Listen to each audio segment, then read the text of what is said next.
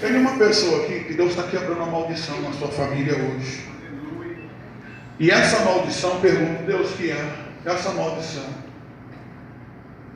Ela atua na vida de um homem da sua família.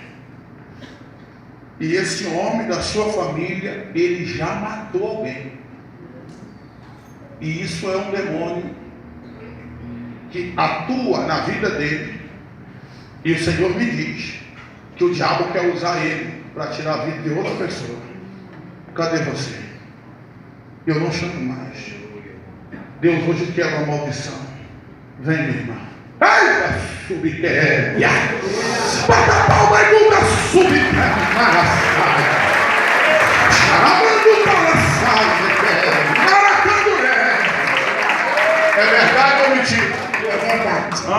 É verdade. É verdade? Mas diz o Senhor, a maldição é quebrada agora, recebe. Dá longe de Deus, recebe aí, mulher. Olha aí, ó. Olha, levanta a mão para cá, dá glória a Deus, igreja. A labandeira que anda lá, Maracanduré. Recebe em nome de Jesus. Bata palmas da glória de Deus.